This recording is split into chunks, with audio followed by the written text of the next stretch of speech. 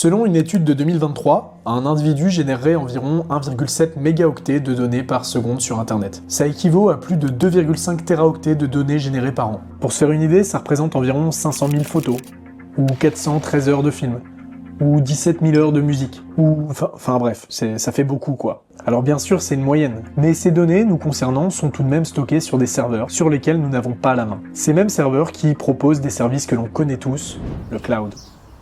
Aujourd'hui, les solutions de cloud sont hyper développées. Vous en connaissez sûrement, Google Drive, Apple iCloud, Dropbox, Mediafire, etc., etc.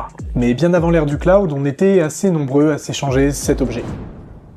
Les clés USB. Dans les années 2000, elles étaient extrêmement utilisées pour par exemple transférer de la musique d'un appareil à un autre, stocker quelques documents personnels ou simplement pour passer un exposé en classe. Les vrais se souviennent de nos exposés pourris en cours de français. C'était vraiment le bon vieux temps. Depuis, je suis dépressif. Mais aujourd'hui, j'aimerais vous parler d'une autre facette de cet objet. Une utilisation qui détourne totalement l'idée qu'on se fait encore de la clé USB. Les dead drops. Alors imaginez un réseau caché de clés USB, juste déposées là, quelque part autour de vous. Elles sont ni connectées à Internet, ni envoyées. Juste là, en attendant que quelqu'un les retrouve. Qui a pu penser à ça? Comment ça marche? Et surtout, qu'est-ce qu'on peut retrouver sur ces clés USB cachées dans la nature? Eh bien, j'ai enquêté sur ce sujet fascinant et peu connu. Je me suis même rendu sur place pour voir ce qu'il en était. Et je vous propose qu'on découvre ça ensemble, en plongeant dans ce réseau plus qu'étrange, à la découverte des dead drops.